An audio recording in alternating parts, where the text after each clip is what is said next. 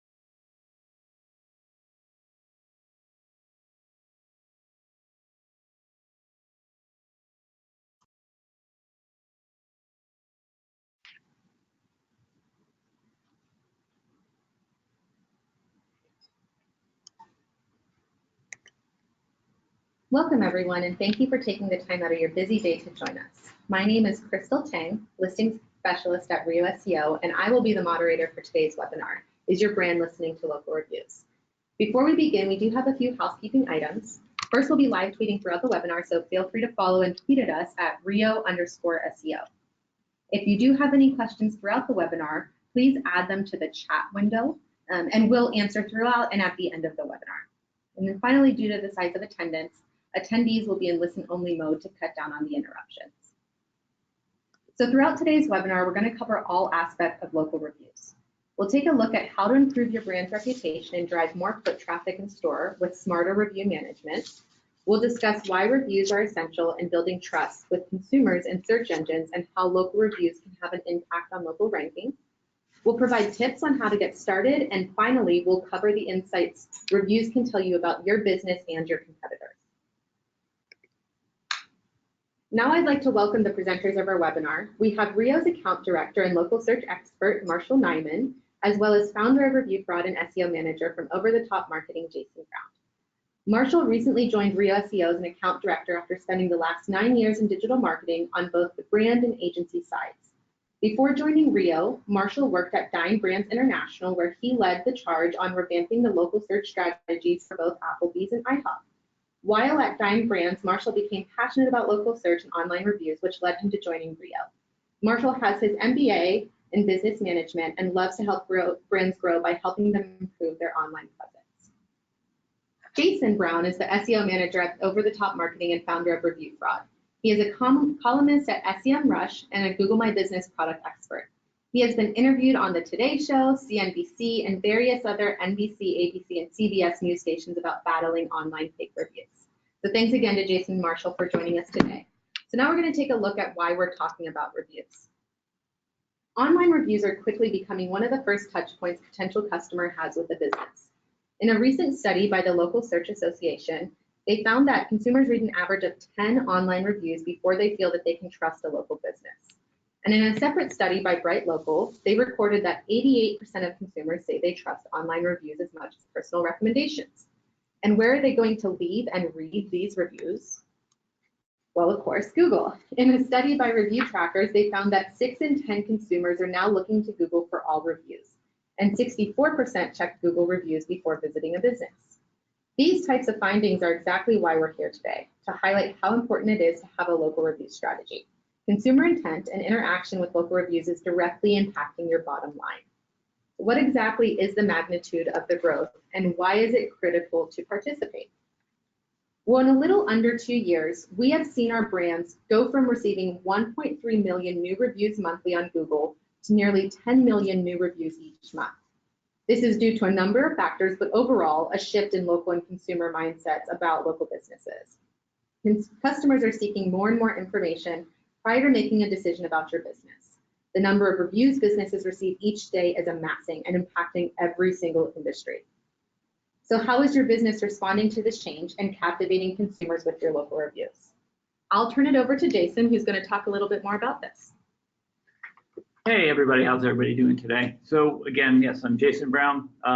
Reviews are an integral part of the consumer journey. So as Crystal had alluded to, consumers are looking at more and more reviews before they are actually deciding whether they want to use a company's services. So they're doing a lot more research than they used to years past. It used to be where reviews were more of an afterthought, and now we're starting to see that customers are actually using not just the reviews, but the current reviews to convince them whether they're going to use your services or they're going to go elsewhere. And so what it boils down to is you've got to put your best foot forward with your reviews. And so you need to make sure that not only are you soliciting new reviews, but you're actually paying attention to your reviews, you're listening to the feedback that your customers are saying, because it's all about your customer journey now. It's no longer a byproduct of your business, and it can't be a set it and forget it process. So now you need to be listening to your customers. Otherwise, if you don't, chances are you're going to be going out of business because all of your customers are going to be going elsewhere. And you got to think about the fact that 88% of consumers are disregarding reviews that are older than 3 months. So if you don't have a fresh batch of new and positive and legit reviews, then you've done yourself a disservice, and customers are going to go to that business that's got newer reviews to let them know who they are. And not just the reviews, you got to also think about the fact that 89% of consumers are actually looking at the business replies to the reviews. So this is actually a great opportunity for you to actually put your best foot forward, even if you do have a negative review experience. Now, things I like to say is you want to make sure that you are staying extremely positive in your response. Now, you may have a bad customer that you wish would never come back, but you really can't tell them to go take a hike because future customers are going to see that. So this is your opportunity to not only kind of defend yourself, but to help protect yourself against future sales. So what I say for my review strategy is I break it down with remorse. So the first thing you want to do is you want to be remorseful, and you want to start off with that I'm sorry. You want to empathize with them and their feelings and let them know that they are correct. That was a bad experience that they had. And validate their experience and say, you're right, as a customer, you shouldn't have that. Next, you want to focus on improve. So you say, hey, we really want to take this opportunity to grow and become a better company. Then you want to encourage them to reach out to you so that you can work this through offline and hopefully, impact that review. And then you want to win that customer back. You don't want to just send them on their way. Okay, they had a bad experience, but if you can actually turn that around, think about it like this. So for every bad experience a person has, they're going to go and they're going to tell 7 people. But for every positive experience they have, they're going to go and tell 3 people.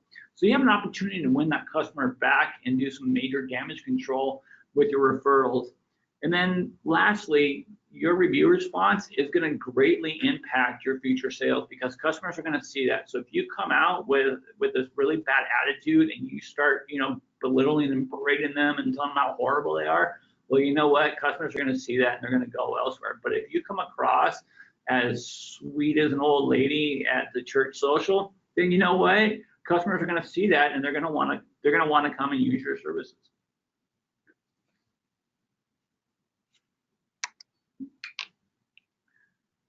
Okay, so now what you don't want, so now you need to get a review strategy, right? Because you're just not going to get those reviews naturally. So you've got to be very careful when you were looking at review solicitation services because not all of them are up and up, and you will have an opportunity to actually hurt yourself. So you don't want to discourage negative reviews with your review solicitation service, and so that would be what Google considers review gating.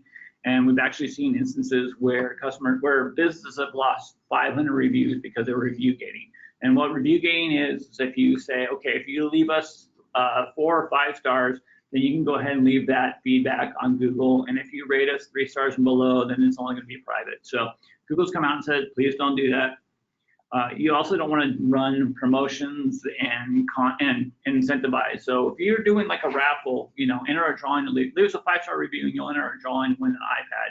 Well, it just takes one customer to actually report you and then all those reviews go away.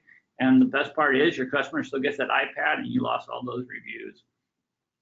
Don't do discounts for services if they leave you a review. I've seen a case where somebody said, you leave us a review on Facebook, Google, and Yelp, and you get 3 free months of service. Well, they had an upset customer report them and they lost all their reviews and they got flagged on their Yelp listing. So it's definitely not something you don't want to do. And then you also don't want to do automated responses when it comes to your review replies because your customers will actually see that. And I've seen cases where somebody actually said in their negative review, please don't do your canned response. I know you're going to say we wanted an opportunity to improve, but you've said the exact same thing to everybody and you're not listening to your reviews.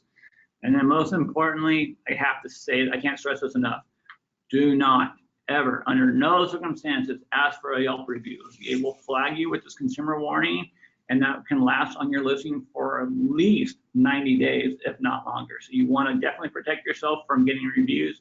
And I think Marshall has some tips on ways that you can actually increase your Yelp reviews.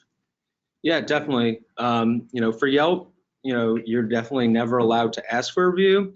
The 2 ways that you can try to get reviews by Yelp soliciting your customers that came into location are by having a check-in offer, so that after it's about 24 hours after they've checked in, they'll get an email and it'll say, let us know how your experience was at this location. So that's one way to get a review. You can offer something with a check-in offer, to get those people in there. If you're really trying to get a lot of reviews, maybe you can do something a little bit more than something just like an appetizer. Maybe you think about, an entree or something to really entice. Another thing I've seen some locations do is that, they'll let everybody at the table do the check-in offer. So that way they're getting 4 people to check in.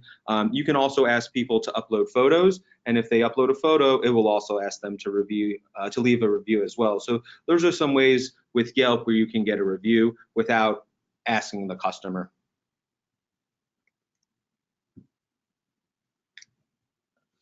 Okay, so we started at Over the Top Marketing. We ran a beta test on review solicitations. So what we started doing is we tied in SMS text messaging with our own system. And so what we were able to do with our initial beta test is we actually went from having 8 reviews before our test all the way up to 100. So we actually gained 92 reviews in a 2-month period. And we actually saw an increase of 12.8 reviews per 7 locations in a 2-month period. So obviously shows that we're able to get customers that are having positive experiences to leave reviews. And so customers actually do want to leave reviews. They just kind of need that little nudge along. And so if you're not thinking about getting reviews, think of it like going to a coffee shop. So when you go to a coffee shop, there's always that tip jar, or you have a great service at a restaurant, you're always leaving what, a tip? Well, you got to think about reviews in that same setting. So if you're not asking your customers for reviews, so you're a server and you say, hey, we hope you had a really great experience. We would really appreciate it if you would leave that feedback online on Google and Facebook. Then you know what? They're going to be more inclined to do it than to bypass it. And I mean, if you think about it like this, if you're able to get 1 review per week per employee and you have 8 employees, think about how many more reviews you're going to actually get on a monthly basis. So you wouldn't actually have to worry about doing any of the solicitation services. Other strategies you can do is you can add a review link to your website to direct them directly to leave that Google review. You can send out an email thanking your customers and then leave them the links to leave reviews. You can also add a review link to your receipts. And as Marshall said, you can do the check-in offers. I really like the photo one. You ask, I tell my customers, our photos look horrible, but if you want to leave a photo, I say go for it. And then one thing I noticed is that when you got more reviews for that location, the score went up. Exactly. So I think, if someone's going to leave a review without the nudge, it's probably more likely to be a negative review. So that way, if you're, pushing people to leave reviews, it's more likely to get those people that are leaving positive reviews. Yeah, I mean, I think any review is going to be a great review. I look at the negative reviews as more of an opportunity to grow, because look, no business is perfect, right? So we all know that there's businesses that make mistakes, and we look at it when we're looking at reviews. I mean, you and I were talking about going to restaurants, and wondering, am I going to go visit a restaurant with a below 4-star rating? Well, yeah, if they have 100 reviews and they've got a below 4 star, then we're like, okay, they're not really gaining it. But if you have 150 reviews and you got like a 4.7 rating, well, you know what? People are saying some pretty wonderful things. If you don't look at those negative reviews and figure out, okay, well, what can I do to turn things around?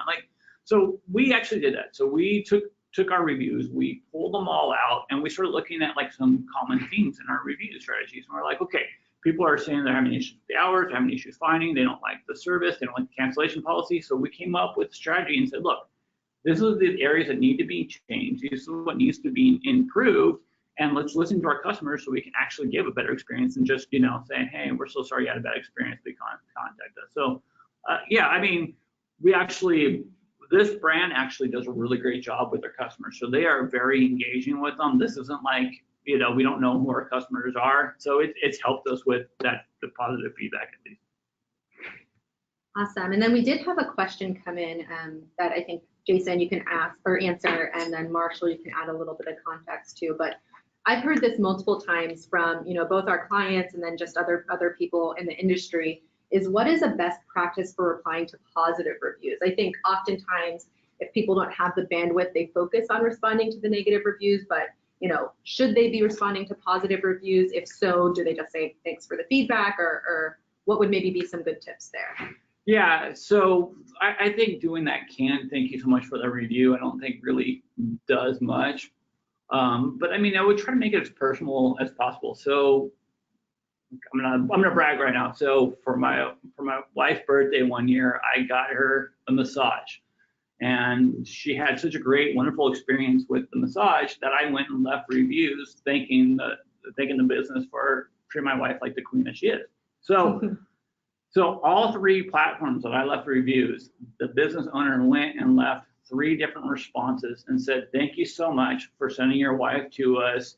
And you know what? That little thank you made me feel so much better. So then when it came time for somebody asking for a recommendation for a massage in our area on Facebook, I recommended that business because I knew that they took care of my wife. They cared about their customers. They responded to me personally. I had warm, fuzzy feelings. And you know what? They got 2 more customers out of that one experience. So, I mean, that's, so think about it that way. I mean, it's the golden rule. Treat people the way that you want to be treated. So if you treat them and really thank them for being a wonderful and loyal customer, you know what? they're gonna remember that in the future. And you know, it's also, I mean, I think we forget about referral traffic. There's a lot more referral traffic from a positive experience than we like to think about. We always think that we're just gonna get that new customer, and that customer that we've had is just already been converted, so we'll just move on to the next one. But they have a lot more potential to actually keep your business around and in float, you know, in business and floating and surviving than you actually think about. Yeah, I mean, I think, you know, for responding to positive reviews, you know, you really want to, you know, try to respond to as many as possible. But I think, you know, if you have a lot of positive ones, you know, how do you separate them out? You know, I think basically if someone gives a very short, great, you know, I had a great experience in your restaurant, you know, look forward to coming back. You know, that's a pretty, I would say, you know, straightforward answer, and maybe that one doesn't need a response. But I think, you know, in Jason's point where he is saying, you know, he really wrote out a thorough review, he maybe mentioned the masseuse, you know, he's really talking about the experience. I think, you know, that is one that I would want to leave a response to. And I think it's much easier to write a unique response to somebody that had something really great to say and, you know, really kind of dug in there about their experience versus just someone that just said, hey, you know, great experience. So, you know, I think always, you know, always respond to the negative reviews. You know, I think people are looking at that, and then just, you know, try to respond to as many positive ones as possible. But, you know, I think you don't have to drive yourself crazy. If you have a really large amount to manage, then, you know, responding to every positive one is just, it's not possible. Okay. And I think, and one last point, I mean, just remember, everybody that you respond to is actually going to be notified by that platform. So if it's Google, Google's going to send them an email. And so you're kind of reaffirming your brand with that customer. So they're remembering who you are when you're thanking them and saying, we can't wait to see you again, and continue providing that great service. So I would just remember that. But yeah, like Marshall said, don't try to make yourself crazy, because unless you're using, you know, unless you're using a company that can actually respond on your behalf, then yeah, let them do that. Yeah. So one more question before we move on to Marshall, and then there's a lot of questions coming through, so we'll save a lot of them for the end. But I thought this was interesting and really relevant to what you were talking about, Jason. But one of the questions that came in said, have you found that if a large amount of reviews in a short period of time come in, that can be seen as a bad thing? In particular, this person saw a client take a hit right after a local review campaign. Yeah. So okay. So that's a gray area.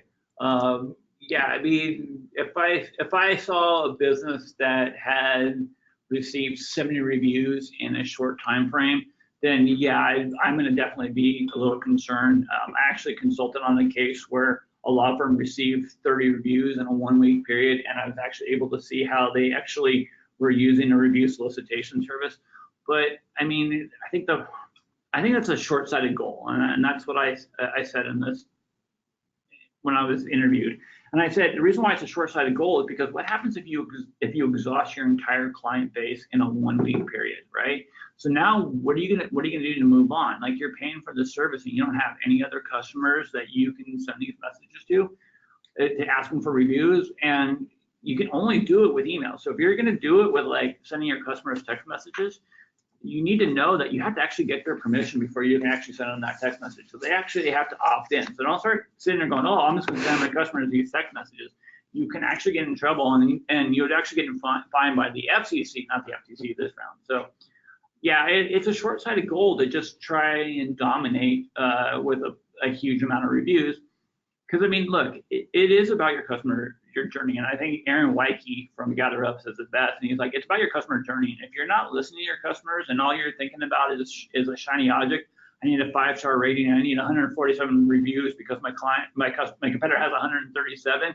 Well, you're not thinking about your customer, and you're not thinking about about putting your best foot forward, because all you're thinking about is chasing some flashy object. And it's a crash and burn strategy, in all honesty. So yeah, if you get a whole slew of reviews instantaneously, it's not going to look good. Customers are going to be leery of that when they're looking at the reviews, and they're going to look at the time frame and sit there and go, okay, too many reviews all came in all, you know, at a certain period of time, and they might think that it's an ORM strategy, especially when you do 30 reviews on top of one negative review. I mean, that's just, I think, overkill, and you need to think about how that comes across to potential customers too.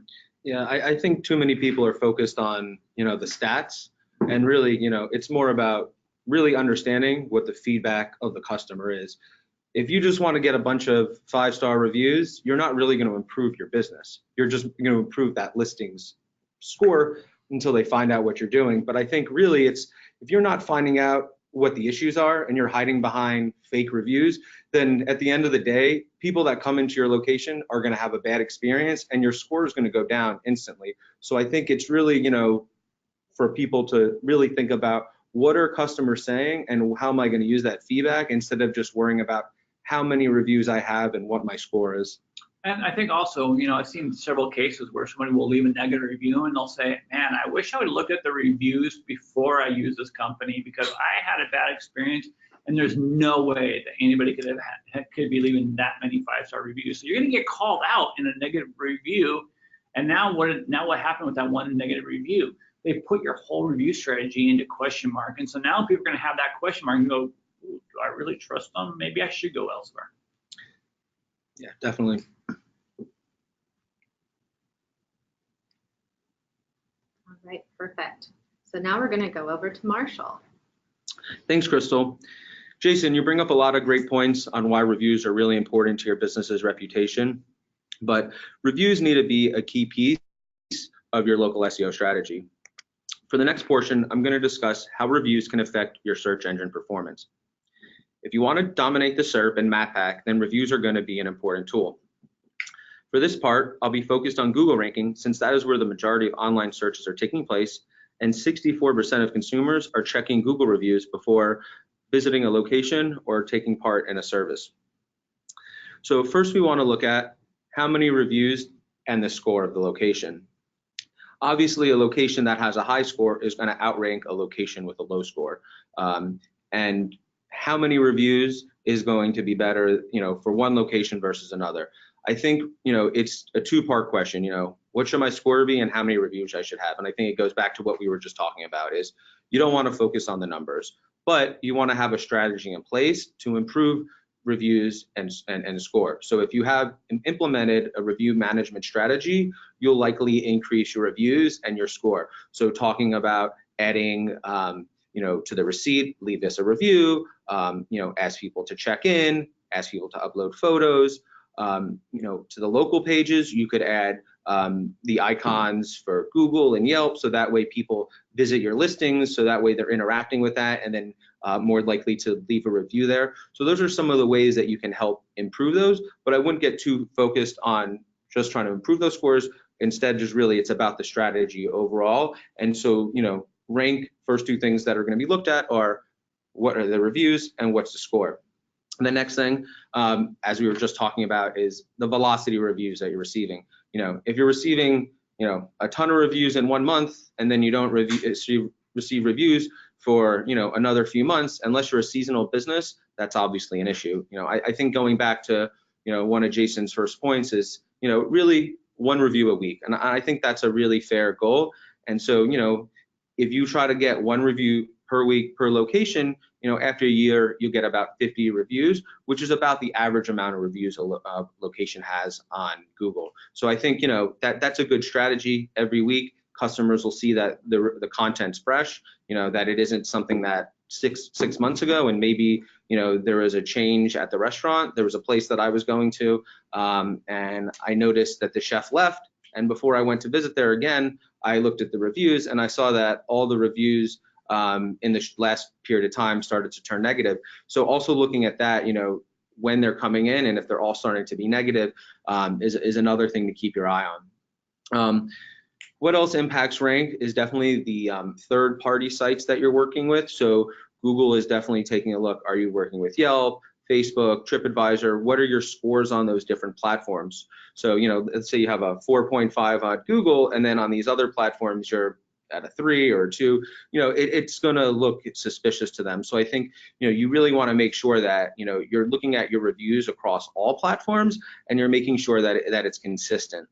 Another factor that ranks or that plays into ranking is GMB engagement, and just having a built out listing with a bunch of reviews and a high score, and seeing that you're responding to the reviews is going to allow someone to spend more time in that listing. And that's one of the things Google is looking at to see where a location should rank. So if a listing only has 3 reviews, you're not going to spend much time on it. If a listing has 100 reviews and they're responding, and maybe there's only a few negative ones, but that negative one you're more interested in reading, and you see, hey, that's a really thoughtful response, and hey, okay, maybe this was a one-off situation, and so that way people are spending time on the listing. Also, positive sentiment and reviews is going to be key for ranking. So let's say you have a sandwich shop and you want to have the best sandwiches in town. If people start leaving reviews that say, oh, great sandwich, best sandwich, tasty sandwich, you're going to start to rank for those terms in Google. So getting customers to say great things about your brand is really great, because it'll help improve rankings in that area. Another area that reviews are great is getting them on the actual individual pages for each location. So implementing first-party reviews is definitely very powerful, but I will say it's also one of the more difficult ones to jump into, because there's a lot of technical stuff involved. It's on your actual site. There's probably some legal and PR hurdles that you'll have to go through your organization. So I say first-party reviews are definitely something to look at, but I would say unless you have a real thought out strategy and you're managing Google, Yelp, Facebook, etc., I probably wouldn't say to jump into first party reviews right away. So just looking at some of the factors in ranking from the Moz survey at the end of 2018, you can see review signals are a really large part of what is being factored in to a ranking. You can see the quantity of reviews, how often you're receiving reviews, the diversity of them, and that's about 15.5% of your overall local score. So if you're just not looking at reviews, you're basically getting a B at best, and that's if you're doing everything else. And I'd have to say that if you're missing reviews totally, you're probably not doing everything else as well as you should be. So I think it's really just having a full strategy on keeping the listing up to date and having all that great information in there, and then also having the reviews in there. And you can see here, Google is clearly, the winner in reviews. There's 64% of consumers are checking a Google review before they are visiting a business. So that's almost, 2/3 of people out there. So I think to not look at this is kind of short-sighted, but you can see there's a lot of other platforms people are looking at too. Almost 45% of people are taking a look at Yelp, TripAdvisor, Facebook. So I would say always start with Google. I think that's definitely most important, and then you want to try to start to work in some of the other third-party sites as well. I know one of the things too that's very common among consumers whenever they're reviewing potential businesses is that they validate with additional review sites. So maybe they go to Google first, but they might follow that up with Yelp and kind of compare, like, why is Yelp 3 stars overall and Google is 4 stars, and then they're just kind of diving into some of the positive reviews and negative reviews to see if there's correlation. So obviously Google's the behemoth in the industry, but I know, especially based on your industry, there's other sites that can be just as important. I mean, that's literally what we were talking about right before the webinar started. How I was looking this weekend on Yelp and someone else was looking on Google, and we were having vastly different experiences. So we would both pick a place, and then the other person would be like, well, it doesn't look good here. So I think that consistency is really important, especially because maybe someone else is looking on another platform and you're looking on one, and so just because you're one group of visitors doesn't mean that you're going to not look in different places. So I think really having a strategy across all the platforms is key. I agree. So really, how do you get started? We're giving a lot of information here, but really, what do I need to do to get started? I have thousands of locations, and it's really daunting. And I've been in that position before when I was on the brand side, and we were, how do we get started? What do we do? So I think the most important thing to look at first is who's going to actually be the person responding to the reviews, and that's really going to dictate which way the strategy goes. If you're going to manage it, either as the SEO, and you're going to have people in the company, or are you going to have an agency that's going to manage it? Are you going to outsource it? I think that's really the first piece to figure out. And then after that, you want to start looking at what else is important to you. So the technology that you're using, if everybody's just going to log into an individual GMB listing, it's going to be a lot of work. It's much easier if everything's rolled up into one platform and you could see the performance and also understand, the sentiment. Are people saying positive things? Are they saying negative things? Also implementing a process. So how are we going to go about this? I think the best thing is always to start with a test. So let's say we're going to roll this out, we're going to manage it through a platform, and we're going to do it, the response internally. Okay, so if you have a franchisee group, that maybe makes sense to start with. If you have a restaurant, let's say, hey, they have 50 restaurants in an area, and they're actually already responding to reviews. So they're the perfect person to pick. And usually there's some locations that are already responding to reviews. So I would say that that's a good one to start with, and really just understand, what the process is, how are they doing it. And then once you kind of have a few weeks going and you kind of see what the process is, you can then start to understand what's the best way to implement this at scale. And I think, having a platform and having a team around this is definitely essential, because, you got to know how many reviews are coming in. If you have, 1,000 locations and each location is getting 1 review per week, that's 1,000 reviews a week that you need to respond to. And, typically you want to respond in, I would say within 24 hours, 48 hours, not terrible, but really you want to be responding as quick as possible. So, understanding how many reviews, how fast are they coming in, and the amount of people that you're going to need to respond, I think is, really the first piece. And then, what are you going to use to manage that? Are you going to use a platform? Are you guys going to log in individually?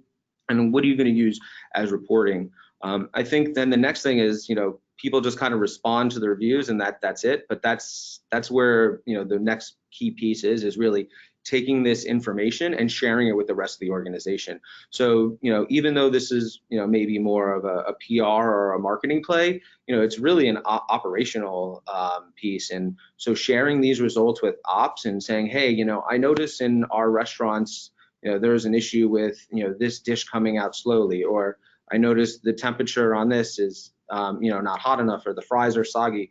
Whatever that common theme is, you can then share it with the organization, and then they could work to fix that. So I think, it's just a great way to really keep your eye on what's happening and the pulse of, your locations. And, that way, if there are issues, they're bubbled up quickly. And so, having a platform that's able to tell you that, I think is really key. So I would say that's my tips for getting started. And then, just start small. It could be daunting, but, just get started with a few locations, do a test, and then go from there. So I'll turn it back to Crystal for some Q&A. Awesome. All right. So we do have a lot of questions coming through. We'll try and answer them all in the next few minutes. But if we don't get to them, just know that we will respond to you via email. You can reach out to us, tweet at us, whatever you need to. But if you send them through the chat box and we don't get to them now, then yes, we will answer them via email. And of course, if you have questions and you haven't sent them through, feel free to include them as well.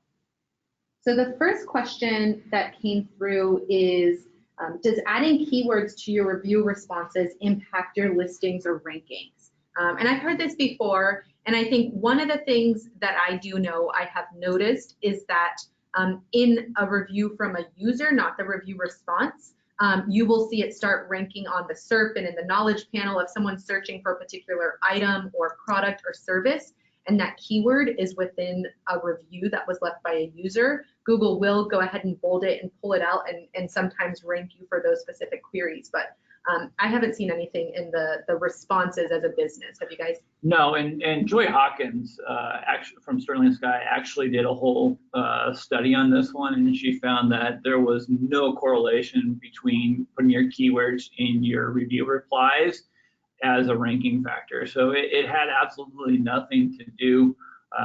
So I wouldn't even try and use that as a strategy. But again, you're replying to your reviewer to have a conversation with them, not to become salesy or spammy.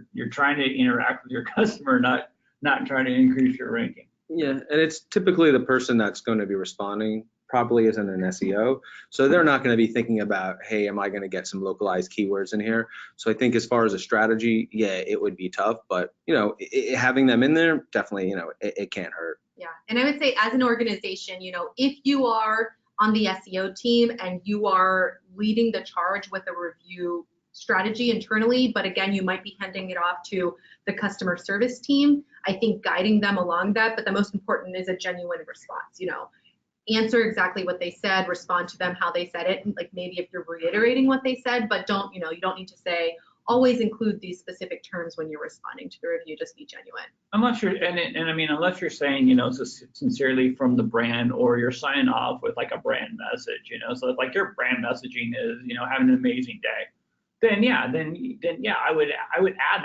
that branding in there because it's part of your identity. But trying to do it as like a ranking factor, I think it's just another short-sighted goal, and I don't recommend it at all. Awesome.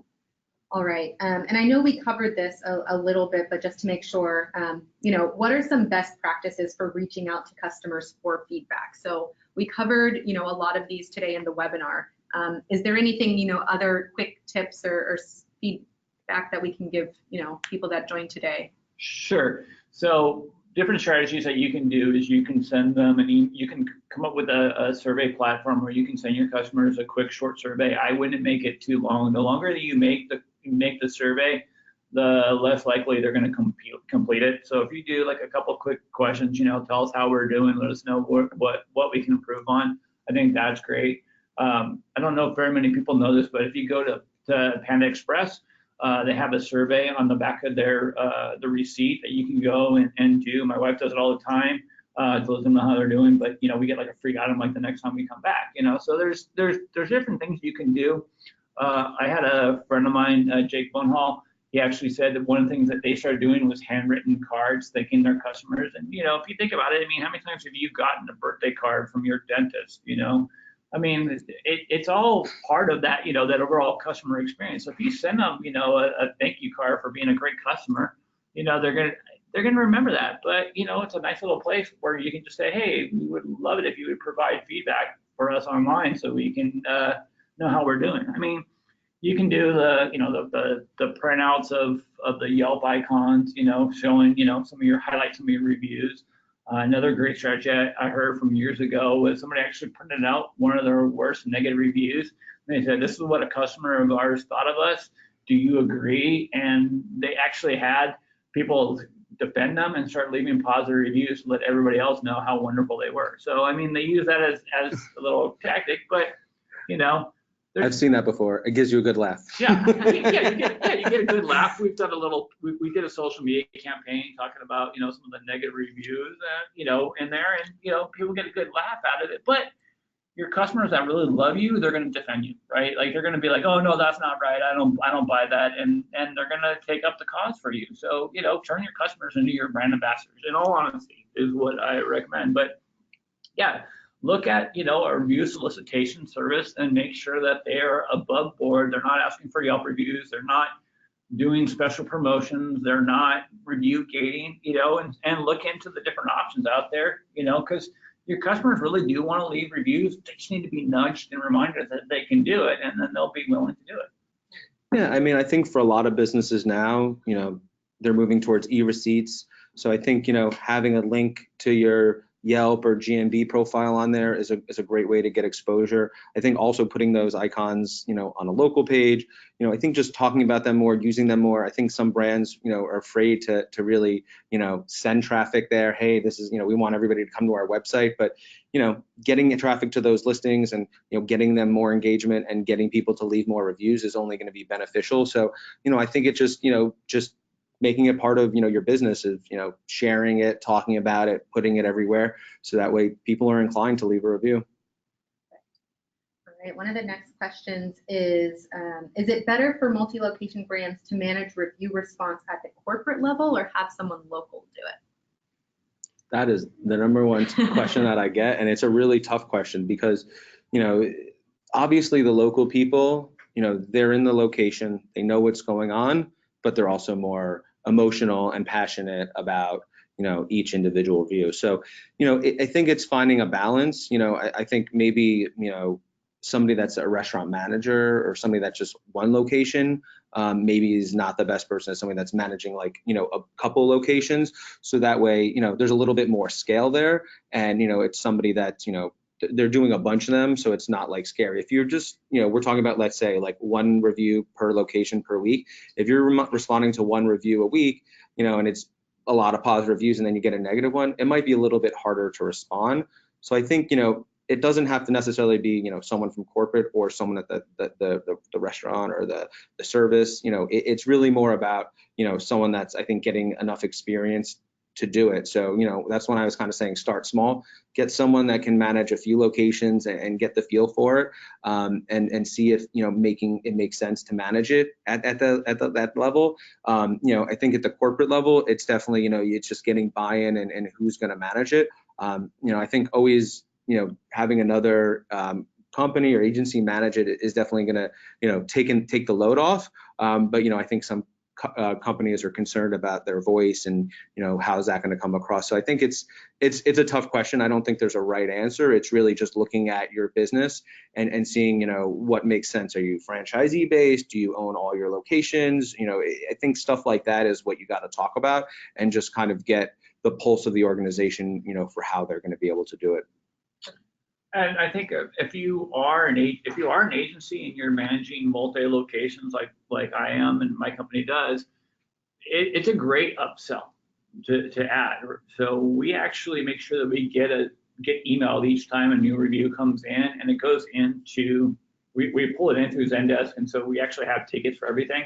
But we actually reach out to each and individual franchisee and ask them for a little background story on the review, and ask them how they would like us to proceed.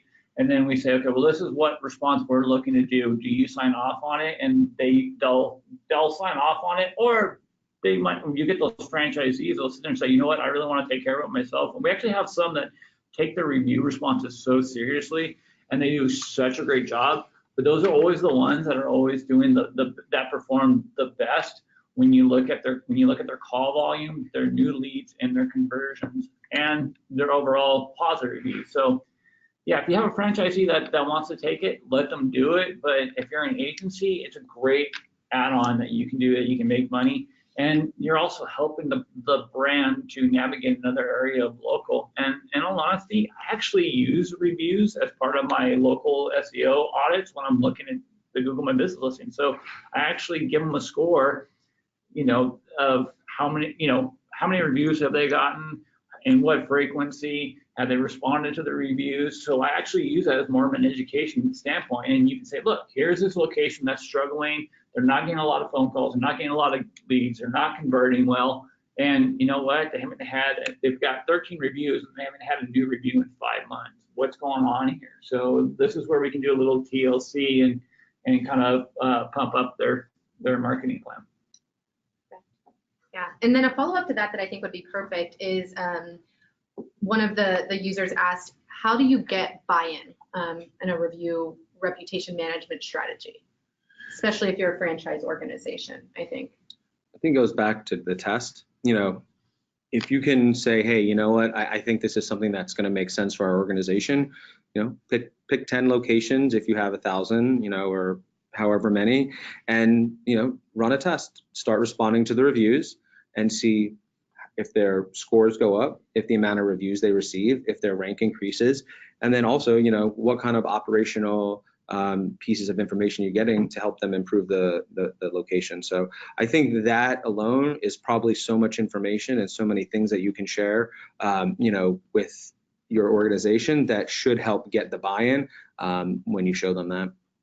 Yeah, and I mean, and I'll do like the opposite. So like I'll show them, the reviews. So I actually, I took a 6-month period, exported all the reviews, and just highlighted which locations were getting the most frequent negative reviews.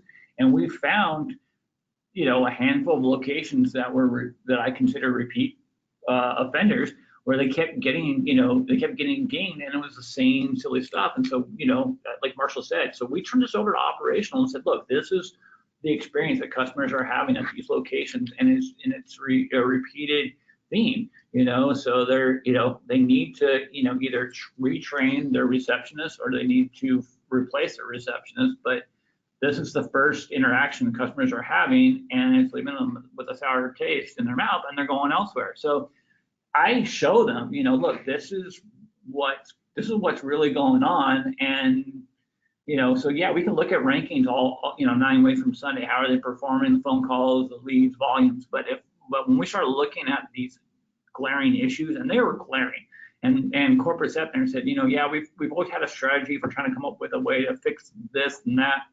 But finally, it was like, the light bulb came on and said, we can't stop anymore. We need to. And we've been doing review management for the last 2 years, and we just had the best quarter growth in organic traffic and sales this year. So, it helped. It's not going to be quick wins, but like I said, that long-term strategy, you're gonna see it years down the line.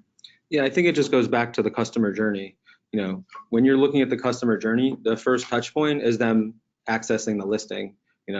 Where am I going to go to eat? Okay, this is the restaurant that comes up. If it doesn't have, positive reviews or a lot of reviews, it's already that customer journey might not even happen. So you're already kind of, ending that whole loop. So I think, just as that first interaction with the brand, like, if you're not showing how reviews are really important, to the company to get buy-in, I think that's another good way, is like, this is how the journey begins, and it's also how the journey ends, where the customer is leaving feedback. And so if you want to, improve the online reputation and your rank and location performance, this is a great way to get started on all that. Perfect. So we'll have time for one more question. And then just so you all know, if anyone has any additional questions, feel free to, reach out to us on Twitter, Rio_SEO, send us an email at info@rioseo.com, and we'll, address it to Jason, Marshall, myself, and we'll get back to you. But the last question that actually ties into what both of you guys were just talking about is, what sort of metrics should we be tracking and reporting on? So I imagine this could be both to encourage and, get buy-in for a reputation management strategy, but also to show the success. So I think you guys both talked about, tracking the listings, ranking, reporting, talking about the operational opportunities. Anything else that would be helpful in terms of metrics for reviews?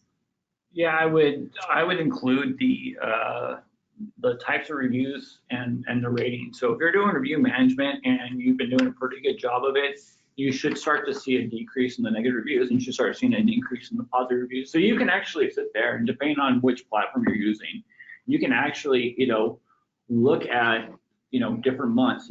So then that's what we usually do. So we'll look at what April 2017 looked like compared to April 2018 and April 2019. So if we're actually able to see that we've seen an increase in positive reviews and a decrease in negative reviews, then we know that our strategy is working, and we're actually able to show our corporate partner and the franchisee and say, look, this is where you started. This is how things were going. We came in, we started cleaning house, we started seeing when we started making the proper changes, and it's just like rankings, right? Like we're gonna look and see, okay, if we do some optimization here on this page, we're gonna see an increase in rankings here. It's the exact same way. So we see the decrease in the negatives and see the increase in the positives, and we can sit there and show them their chart growth, month over month, and show them the comparisons and say, look, in April 2017, you would get 17 reviews and 8 of them would be negative, and now here you are, you're getting 37 reviews and only 2 of them are negative. So obviously it's working, and you're seeing more positive reviews. So that's what we use for showing the metrics and the growth is. We show them everything. We just do apples and oranges comparison. Yeah, I think, going back to the metrics, as I was kind of saying in the beginning, I wouldn't get too focused on how many reviews and the overall score. I think it's, really about closing the loop, understanding what the experience is, of what the customer's experience was. If you're not really trying to fix those things and you just want to respond to the reviews and you want to get more ratings and stuff like that, it's going to be a short-sighted strategy, because after a few months you'll start getting some really negative reviews because people are going to start seeing through it. So I think it's really about that feedback loop and sharing with the organization, hey, these are where we see the issues. And it's more of a stat that I would say is, I want to look at what are people saying. Do 10% of reviews complain about it's dirty when they come in? Do 10% of reviews, complain that this food item isn't properly cooked? That's what I really want to look at as far as, metrics and numbers, because that's the stuff that we can fix, easily. It's not easy just to get a higher score or get more reviews, but it is easier to, say, hey, we need to, cook French fries longer, or we need to, make sure that the staff that comes through at the end of the night does a better job on cleaning. That's very actionable, and that's why I think, it's, the metrics are nice, but it's really about, that whole journey, and make sure you're closing the loop. Perfect. All right, well, that concludes our webinar for today. Thank you all for attending. We will be sending out a recap after this, but of course, if you have any additional questions, please don't hesitate to reach out to us. Thanks all.